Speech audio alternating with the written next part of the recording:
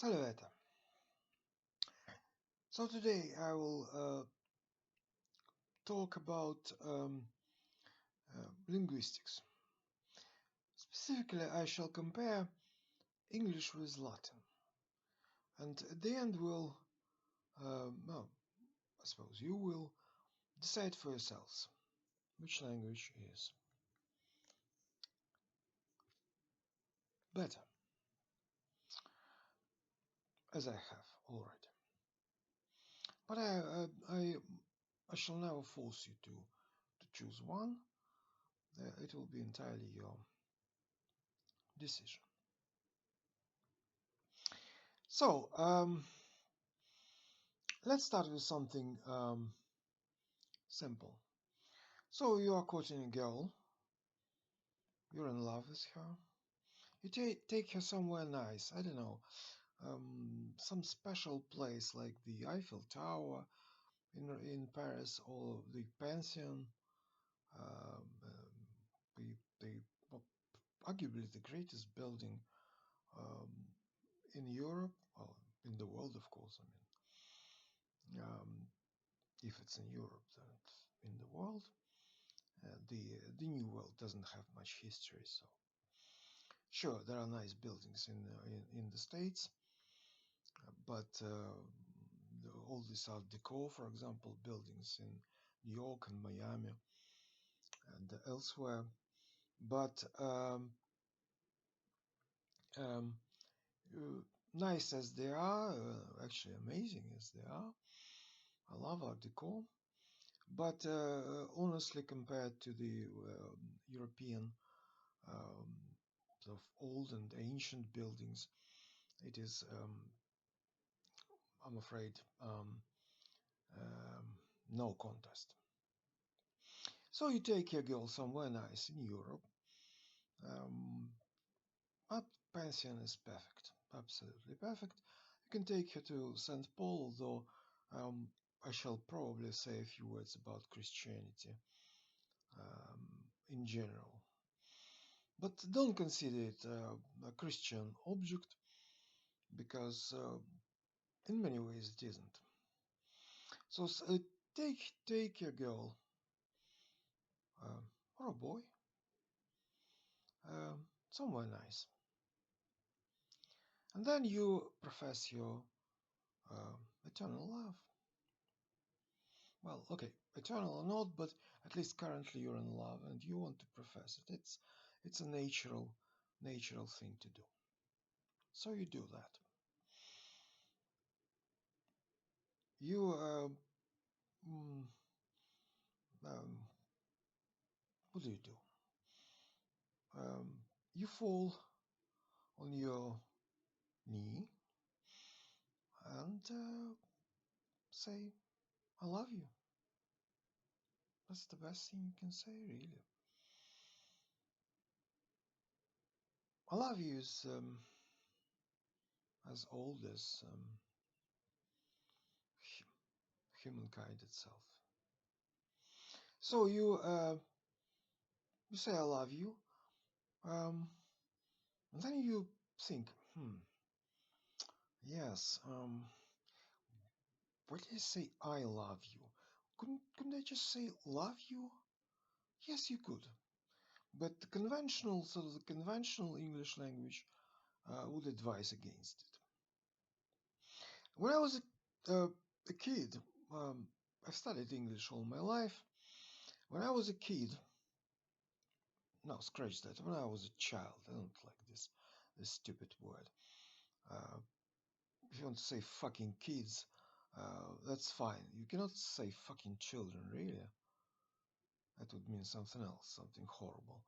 Um, so no, when I was a child, I studied English since, well, the kindergarten, really,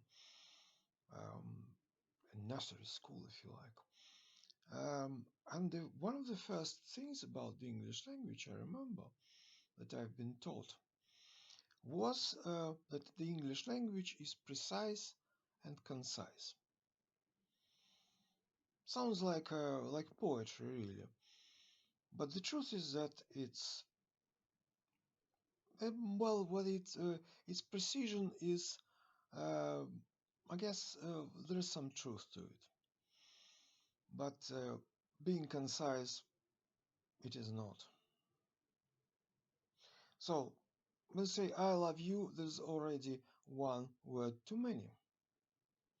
Now, in French, it's je t'aime, and there is a great French song by Serge Gainsbourg, like a cult French crooner, chansonnier in French, and his wife and eternal love, wherever they are now, I'm sure.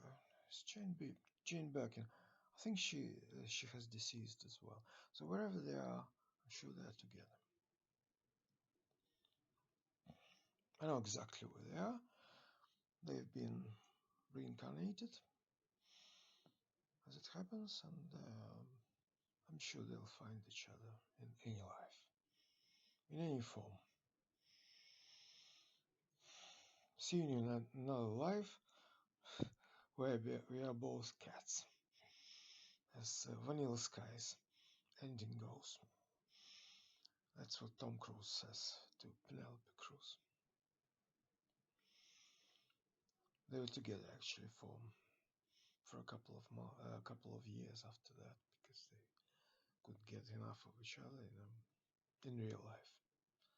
Then they split up, as often happens. So, this great French song goes Je t'aime moi non plus, which is a specifically French joke. It means I love you, and I love you too not. But of course, they loved each other. They were made for each other. An ugly French intellectual, chain smoking and swearing, and who butchered Les Marseillaises, his song Aux armes, etc., is beloved by all the people, all the French people. Really, it's a parody on Les Marseillaises, the national anthem. Listen to it. Watch the video. It's lovely. Aux armes, etc. So revenons nos moutons. And so in French it's je t'aime. But how is it in Latin, which is the source of all, well, not all Western European languages, but all the sort of Latinic languages, French, Italian, Spanish, Portuguese, Romanian. All these words, all these, languages stem from Latin. So, how is it in Latin? Behold, te amao, te amamo, te amamo. So yes, it's love you, literally. And how do we know? But in English, it's still love doesn't the verb love doesn't change, does it? I love, you love. Who loves? I mean, who loves whom, really? In Italian, it is all is precise. I say te amamo. It's I love you, because amamo has the suffix o, and that indicates it's the first person, me. If you want to say that you love yourself, as you should, it will be te amamos. Or if you love me, it will be me amamos. See? Yes, you could say, of course, if you are completely illiterate Roman, you can say ego te amamo. But why would you add ego when it's clear that it's you? That's just excessive. That's not precision.